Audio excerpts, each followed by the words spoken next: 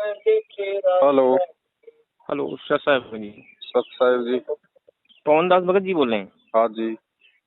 ये बता रहे हैं भगत जी कि हम जैसे नित्य नम वगैरह करते हैं हाँ।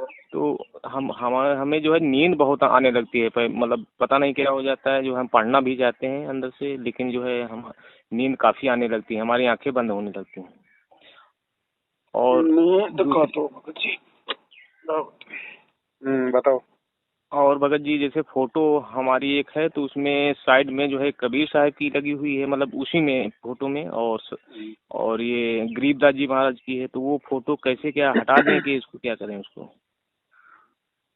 देखो भगत जी, नींद तो ऐसा है, ये तो आपने ही जागरूक रहना पड़ेगा। नींद तो आएगी क्योंकि शरीर में गुरुजी ने बताया ना, काल रूप में मन बैठा है। मन तो चाहेगा नहीं जब आप ये सत्य भक्ति आप करोगे, तो वो तो आपके अंदर अपना जो प्रभाव है, जो आलस्य है, उसको पैदा करेगा।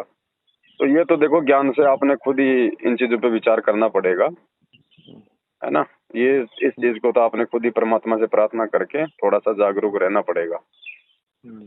ठीक है, वरना गुरु जी कहते हैं कल को गधे कुत्ते सुअर बन जाएंगे तब कौन सोने देगा, एक सेकंड कोई ढंग से नींद नहीं लेने देगा।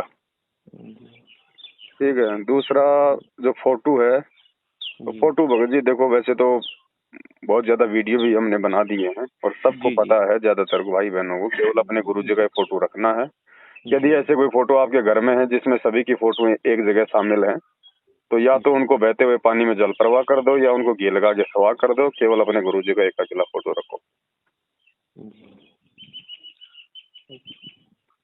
बस यही समस्या थी कि हम पढ़ना चाहते थे, बुक काफ़ी रखी हुई हैं, ये भक्ति बोध बुक और पढ़ने कबीर से, साहब। देखो भगत जी ऐसा है, बुक हमने ज्यादा नहीं पढ़नी है। जी बुक में वही ज्ञान है जो गुरु जी ने अपने सत्संगों में दे दिया है। बुक तो परमात्मा ने कहा कि ठीक है, जैसे तुम्हारी कभी कभार इच्छा होगी पढ़ने की तो अपना पढ़ लो। बाकी ये बुक वगैरह पढ़ने से ज्यादा अच्छा है हम लोग जो मंत्र दिए हैं परमात्मा ने, वो हम ज्यादा से ज्यादा करें। भक्ति करने से भला होगा, ये पुस्तक पढ़ने से भला नहीं होगा भगत जी। पुस्तक से बढ़िया तो आप गुरु जी का सत्संग सुनो, जिसमें आपको गुरु जी के दर्शन भी होंगे, गुरु जी की आवाज भी आपके कानों में जाएगी, तो आपको ज्यादा लाभ मिल रहा है। जी।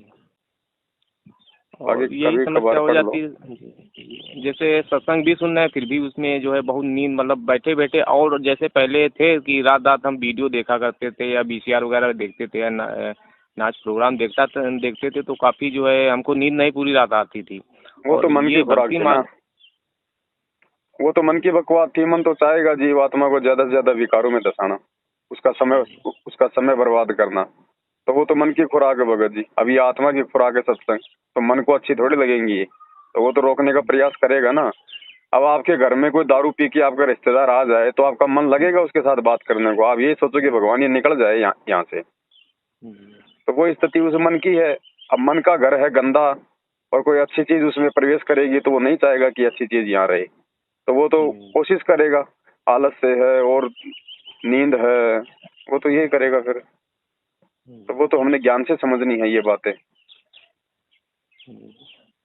और वही हम, मतलब अंदर से भावना होती है कि हम जो है पूरी रात या ये मतलब सत्संग सुने, ये गुरु जी का जो है बुक पढ़ें या कुछ भी है, या साथ संगत के वीडियो देखें, लेकिन जो है हमको जो है आधा एक घंटे में मोबाइल हमारा जो है चालू रहते रहते बंद हो जाता, हम सो जाते हैं, मतलब नींद ऑटोमेटिक बेहोश वाला सिस्टम आ जाता है कि देखो सत्संग ऐसा चल रहा कोई, है पूरा बैठ।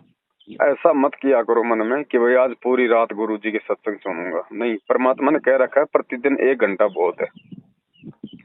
1 घंटा सुन लोगे बहुत है सत्संग, बस।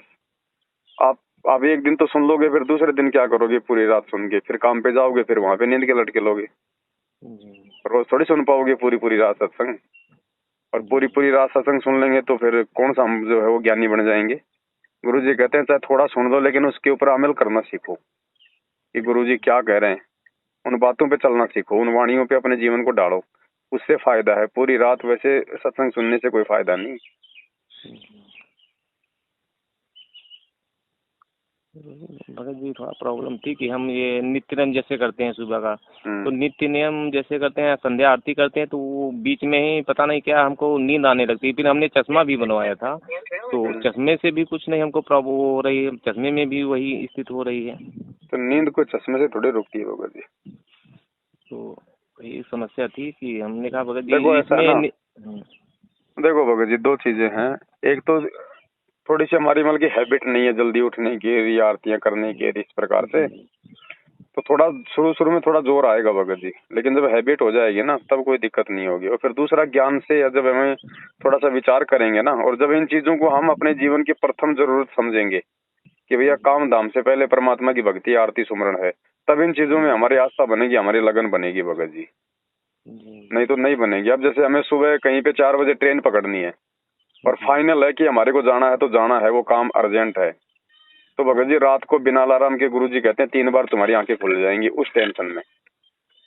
तो ऐसे ही हमने भगत जी भक्ति को यदि हम जब सर्वप्रथम मान लेंगे ना, तब हमारी आस्था भगत जी बनेगी, तब ऑटोमेटिक सारे काम होंगे, हमारी हमारी लगन भी होगी, हम समय पे आरती मंत्र भी हम करेंगे। वैसे नहीं होती जब तक मन में कोई टारगेट नहीं बनाएंगे, या मन में जब तक कोई वो कसक नहीं बनेगी ना, तब तक भगत जी हम इस चीज को सीरियस नहीं ले सकते। और जब तक सीरियस नहीं लेंगे तब तक भक्ति तो कर रहे हैं, लेकिन गुरु जी कहते हो मोक्ष में काउंट नहीं होगी तुम्हारी वो भक्ति, मतलब वो बेमन से की गई। मोक्ष में वही काउंट होगी जब तुम्हारी खुद की इच्छा से तुम भक्ति करोगे।